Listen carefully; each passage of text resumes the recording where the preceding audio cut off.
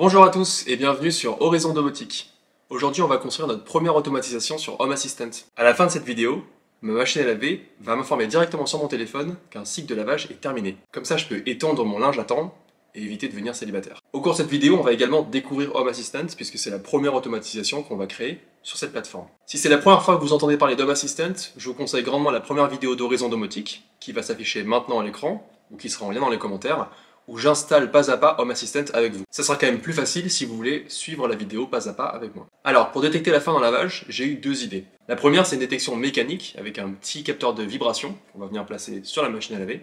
Et la seconde, c'est une détection électrique, où on surveille la consommation électrique de la machine avec une prise connectée. La plupart du temps, les détecteurs de vibration sont des détecteurs à pile, et j'avais pas forcément envie de gérer la maintenance du capteur. Et en plus de ça, j'avais sous la main une prise connectée, une petite Shelly Plug S qui ne servait à rien. Et du coup, j'ai décidé d'explorer la piste de la détection électrique. Donc voilà les grandes idées du projet. On va connecter la machine à laver sur une prise connectée. On va surveiller la puissance utilisée de la machine à travers le temps. J'imagine qu'avec les bons seuils, on va pouvoir détecter quand un cycle est fini, puisque la puissance va chuter brutalement. Et on va utiliser ces détections pour créer une notification sur notre smartphone. Bon, avant de connecter n'importe quel appareil à une prise connectée, on va juste s'assurer de leur compatibilité. Cette prise Shelly Plug S supporte 2500 watts au maximum, et ma machine tire 2200 watts en pic, donc pour la compatibilité, c'est bon.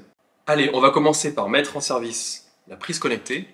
Pour les objets Wi-Fi, c'est globalement toujours le même process. On les branche, l'objet connecté crée son propre réseau Wi-Fi, on s'y connecte, on configure l'objet, et enfin on finit par rentrer les identifiants de notre réseau domestique pour que l'objet s'y connecte. Allez, on fait ça tout de suite avec cette prise Shelly Plug S. Allez, on se retrouve sur mon bureau. Je vais me connecter au Wi-Fi créé par la prise connectée. Ici, je peux voir mon adresse IP 192.168.33.2. Je vais me connecter à la passerelle qui est souvent la même adresse IP avec un point 1 à la fin. Et je me retrouve sur l'interface de ma prise connectée. Avant de commencer la configuration de la prise connectée, on peut remarquer trois icônes en haut et au centre. Un icône de cloud rouge qui veut dire que la prise n'est pour l'instant pas connectée au cloud, et en fait elle ne le sera jamais, puisqu'on va la connecter directement sur Home Assistant. Un logo blanc qui ressemble à une box, qui veut dire que le logo n'est pas encore connecté à un réseau Wi-Fi, mais en mode point d'accès. Et enfin un petit cadenas rouge qui indique que la prise connectée n'est pas encore sécurisée. On commence la configuration directement par chercher comment connecter sa prise sur le réseau local. Voilà, c'est ici, on rentre l'identifiant de notre réseau Wi-Fi, et on clique sur Save. La prise connectée va essayer de se connecter à notre réseau local. On va essayer de la rechercher là-bas.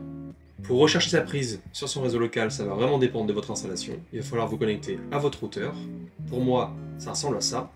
J'ai un bouton View List pour voir tous mes clients. Et voilà, ma prise connectée, accessible depuis l'adresse 192.168.1.78. Si on accède à cette adresse, on retombe sur l'interface Shelly. Ici, on peut voir qu'un des icônes a changé. On a maintenant un icône Wi-Fi vert qui indique que la prise est bien connectée à un réseau domestique. On va continuer la configuration en sécurisant la prise avec un mot de passe. Ici, dans les paramètres généraux, on va changer le comportement de la prise à l'allumage. Pour ce projet, ça ne me dérange pas que la prise soit toujours connectée, donc je vais choisir On. Ensuite, on va lui donner un petit nom, ce sera toujours plus facile à trouver sur Home Assistant. On va vérifier que le logiciel de la prise est à jour, et c'est le cas. Et voilà, la configuration est terminée. Si on remonte en haut, on peut voir que l'icône de droite a changé, le cadenas est maintenant fermé et blanc, la prise est sécurisée. Une fois la configuration de la prise connectée terminée, on va quand même vérifier qu'elle marche. J'ai sous la main une lampe qui va faire office de machine à laver. Je vais la connecter sur la prise connectée. Voilà. Et depuis l'interface de la prise connectée, il y a un gros bouton On-Off. On-Off. Ça a l'air de fonctionner. On va passer directement à Home Assistant.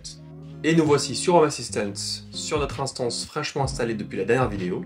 on va aller dans Paramètres, puis dans Appareil et services, et on va ajouter une intégration. On va rechercher Shelly, et on va rentrer l'adresse IP de notre prise connectée. Vu qu'on a préalablement sécurisé la prise, on va nous demander un nom d'utilisateur et un mot de passe. Et voilà, la prise est intégrée dans Home Assistant. On peut voir son nom, machine à laver, terminé. Ici, on peut voir qu'il y a un appareil qui a été ajouté et 13 entités. Ces entités, c'est les suivantes. On a un contrôle qui va être allumé ou éteindre la prise, on ne va pas forcément s'en servir. On a des capteurs d'énergie et de puissance, ça on va s'en servir. On a des outils de configuration pour mettre à jour ou redémarrer la prise connectée. Et enfin des outils de diagnostic, comme par exemple la surchauffe ou la surcharge. Dernière chose sur cet écran, on peut visiter directement l'interface Shelly depuis Home Assistant si on ne se rappelle pas son adresse IP. Et c'est pas mal si on veut changer quelques paramètres par la suite. Une fois la prise connectée, on va maintenant créer un petit tableau de bord qui va nous permettre de suivre toutes ces informations. On va dans Aperçu, puis modifier le tableau de bord, commencer par un tableau de bord vide, prenez le contrôle. Ici, on va configurer notre vue. Donc on va l'appeler machine à laver, un petit icône de machine à laver, une URL personnalisée, pourquoi pas, enregistrer. Et ensuite, on va rajouter une carte. Les tableaux de bord d'Home Assistant sont composés de cartes. On va rajouter la carte entité, nom machine à laver, et ensuite on va rajouter toutes les entités intéressantes. On va rajouter le switch, la puissance, l'énergie, la surchauffe, la surcharge, et voilà. On a notre première carte Home Assistant. On va en créer une seconde de type capteur, pour pouvoir suivre de façon plus précise la puissance. Afficher plus de détails, on va changer le nom pour que ce soit un petit peu plus sympa, puissance machine à laver, enregistrer, quitter le mode édition, et voilà, notre petit tableau de bord personnalisé. Donc, la prise a été mise en service, elle est intégrée dans Home Assistant, on a créé un petit dashboard personnalisé pour pouvoir suivre la consommation de la machine à laver en temps réel. Il ne reste plus qu'à brancher la machine à laver sur la prise, réaliser un cycle de lavage et analyser les données par la suite pour trouver le bon seuil pour pouvoir détecter quand un cycle est terminé. Allez, c'est parti. One eternity later. Ça y est, la machine a fini. Je suis super content, les données sont vachement claires, c'est super simple pour trouver la fin d'un cycle de lavage. Je vais vous montrer comment j'ai analysé ça et ce que j'ai trouvé. Sur Home Assistant, tout va se passer dans la partie historique. Je vais juste rentrer les bonnes dates et la bonne entité. Voilà, ça c'est le cycle de lavage complet. Ici c'est la chauffe à 2200 watts, le maximum que tire la machine à laver. Ici on a le mouvement du tambour. Et ici on a l'essorage. On va regarder ces parties en détail. Voilà la partie mouvement du tambour. Ça passe jamais en dessous de 15 watts. Et ça monte jamais au-dessus de 120 watts. Voilà la partie essorage. Encore une fois, ça passe jamais en dessous de 15 watts. Et ça monte à 500 watts. On peut également ici voir la fréquence à laquelle on reçoit les données. Ici j'ai un point à 16h31 et 34 secondes, puis 16h32 et 7 secondes, puis 16h32 et 40 secondes, etc. etc. On reçoit un point de données toutes les 30 secondes. On va juste zoomer encore une dernière fois sur la fin du cycle pour voir un petit peu ce qui se passe. Et voilà la fin de cycle après l'essorage. On voit la puissance qui passe de 0,6 watts à 0 watts, enfin pour rester jusqu'à 0 watts. Voilà, si on regarde le cycle complet, c'est assez simple. Quand la machine est en marche, elle est toujours au-dessus de 15 watts approximativement. Ensuite, quand elle s'arrête, elle passe de 0,6 watts à 0 watts. On va faire simple, on va dire que la machine est en marche dès qu'elle est au-dessus de 5 watts. Comme ça, tout ce qui est en dessous de 5 watts, comme par exemple l'écran qui s'allume, ce sera considéré comme éteint, et tout ce qui est au-dessus de 5 watts sera considéré comme allumé. Pour se faciliter la tâche lors de l'automatisation, on va transformer ce capteur numérique, qui nous donne la puissance au cours du temps, en capteur binaire, allumé ou éteint, avec le seuil qu'on a défini de 5 watts. Et pour faire ça, on va découvrir les outils de développement de Home Assistant. Premier outil de développement, les modèles, ou en anglais, template. Il y a toute une page qui explique comment les templates fonctionnent sur Home Assistant. C'est en anglais, mais je vais quand même les lire dans la description, et on va créer notre template ensemble. Dans Home Assistant, les templates se basent sur un template engine qui s'appelle Jinja2. C'est pas forcément important à comprendre. Ce qu'il faut savoir, c'est qu'il y a une syntaxe particulière pour demander à Home Assistant d'évaluer quelque chose dans le template. Je vais vous montrer comment l'évaluation fonctionne avec un exemple tout simple. Je vais écrire la puissance de la machine à laver est 2 et j'ai demandé à Home Assistant d'évaluer la puissance de la machine à laver. Voilà pour ce qui est de l'évaluation. Donc la syntaxe c'est deux accolades, ça veut dire qu'on demande à Home Assistant d'évaluer ce qu'il y a à l'intérieur. Ici, c'est la valeur d'un capteur. Notre capteur de puissance. On va également pouvoir demander à Home Assistant d'évaluer des conditions logiques, comme par exemple, est-ce que la valeur du capteur est au-dessus ou en dessous d'un certain seuil. Ici, on voit une erreur parce que l'opérateur plus grand qu'eux ne supporte pas une ligne de texte et un chiffre, donc on va changer notre ligne de texte en chiffre. On va faire ce qu'on appelle du casting. Voilà, j'ai transformé la valeur de mon capteur en nombre à virgule, float en anglais, et je l'ai comparé à 5, et le résultat, pour l'instant, est faux, puisque ma machine est éteinte. On va voir que si jamais j'écris n'importe quoi dans le nom du capteur, on va avoir une erreur, parce que l'évaluation n'est pas possible. Et pour régler ce problème, on va rajouter une valeur par défaut à 0. Et voilà, notre modèle est prêt. Il transforme un capteur numérique, la puissance de la machine à laver à travers le temps, en une valeur binaire, vrai ou faux, qui indique si la machine est en marche. On va maintenant stocker tout ça dans un nouveau capteur binaire. Pour faire ça, on a besoin d'une extension. Je vais vous montrer comment la télécharger, c'est pas compliqué.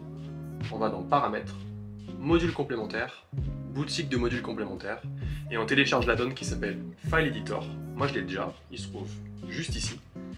Une fois démarré, on va pouvoir accéder au fichier de configuration de notre instance d'Home Assistant. Dans le fichier qui s'appelle configuration.yaml, on va rajouter quelques lignes de texte pour définir notre capteur binaire. Home Assistant a également une documentation sur comment créer des capteurs binaires via un modèle. Je vais la mentionner dans la description, mais on va le faire ici ensemble. Voilà, j'ai créé un capteur binaire avec comme état le modèle qu'on avait préalablement défini. Je vais rajouter un petit nom, lavage en cours, un identifiant unique, ça c'est pour Home Assistant. On a presque fini. Dans la documentation, on peut voir qu'on peut rajouter une classe. Ça permet d'avoir des valeurs plus intéressantes pour le on ou off. Home Assistant fournit plein de classes pour les capteurs binaires. J'ai choisi la classe running, où le on veut dire en marche et le off veut dire éteint. Donc on va rajouter ça tout de suite. Et le dernier élément que je vais rajouter, c'est un délai sur le passage à off. Comme ça, si jamais j'ai une seule valeur qui passe en dessous de 5 watts, mais que la prochaine est au-dessus de 5 watts, la machine à laver reste en marche, qu'il faille attendre un certain moment pour qu'elle passe vraiment à off. Donc on va mettre un délai off à 2 minutes. Ça veut dire que si pendant 2 minutes, la machine oscille entre au-dessus et en dessous de 5 watts, ça sera considéré comme running. Et si la machine est en dessous de 5 watts pendant 2 minutes, alors ça sera considéré comme éteint. Allez, on sauvegarde et on teste tout ça. Dans la partie outils développement, dans l'onglet YAML, on peut vérifier si notre configuration est valide. Elle est valide et je redémarre Home Assistant. Une fois Home Assistant terminé, on va pouvoir vérifier dans l'onglet état des outils de développement que notre capteur binaire marche comme prévu. Ce que je vais faire, c'est que je vais changer l'état du capteur de puissance et vérifier si mon capteur binaire fonctionne bien. En haut, on peut voir la valeur du capteur de puissance qui est à 0 W pour l'instant, et en bas, on peut voir notre capteur binaire qui est à off pour l'instant. Je vais simuler une puissance de 50 watts, normalement on devrait voir le capteur passer à on automatiquement, et ensuite quand je le repasse à 0, on devrait attendre 2 minutes pour pouvoir voir le capteur passer à off.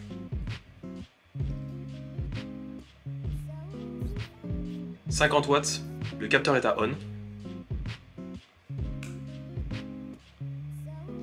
0 watts, le capteur n'est pas encore à off. On va attendre 2 minutes, on va voir si tout marche bien. 2 minutes plus tard, notre capteur binaire est passé à off. On vient de créer la moitié d'une automatisation, la partie déclenchement. Allez, on passe sur son smartphone et on va installer l'application d'Home Assistant. Une fois l'installation terminée, on va configurer l'application pour qu'elle retrouve notre instance d'Home Assistant. Normalement, c'est plus ou moins automatique. Et une fois terminé, on retrouve notre petit tableau de bord personnalisé qu'on avait créé à l'instant. On repasse sur l'ordinateur et on se rend compte que si on va dans Paramètres et dans Intégration, on a une nouvelle intégration, l'application mobile, avec 76 entités qui sont définies. Si on retourne dans les outils de développement et qu'on ouvre cette fois-ci la page Service, on a un service qui est dédié pour envoyer des notifications sur les téléphones qui possèdent l'application Compagnon. On va pouvoir rajouter un message et un texte. On va tester tout ça tout de suite. Voilà notre service, notification avec un message. Ceci est un test, avec un titre, titre test. On appuie sur Appel service. Et si tout se passe bien, sur notre téléphone, notre notification. On vient de tester la seconde partie de notre automatisation, le résultat, la notification. Il ne nous reste plus qu'à lier le déclenchement au résultat et on aura créé notre première automatisation. Allez, on se rend immédiatement dans la partie Paramètres, puis Automatisation, et on va créer notre première automatisation. Pour le déclenchement, on va utiliser notre capteur binaire. Voilà la définition du déclenchement, c'est quand le capteur binaire lavage en cours passe de on à off. Pas de condition pour l'instant, on va passer directement aux actions et on va utiliser notre service de notification.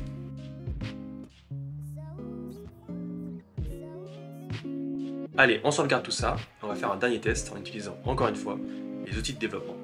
Je retourne dans outils de développement et dans état, je vais changer mon capteur binaire, je vais le passer à on, puis à off, et si tout se passe bien, je devrais recevoir une notification sur mon téléphone qui me dit que le cycle de lavage est terminé. Et voilà, première automatisation construite, et en plus on a découvert un paquet de choses sur Home Assistant. Ce qu'on a construit c'est plutôt simple, c'est pas encore optimisé. Il y a encore certains cas qu'on gère pas, comme par exemple le fait que souvent on vit pas seul dans une maison et que notifier toujours la même personne, c'est pas forcément la meilleure solution. Mais on va s'arrêter là, cette vidéo elle est assez longue comme ça. J'espère qu'aujourd'hui vous avez appris quelque chose, je vous remercie grandement de m'avoir écouté jusqu'à la fin, et je vous dis à très bientôt.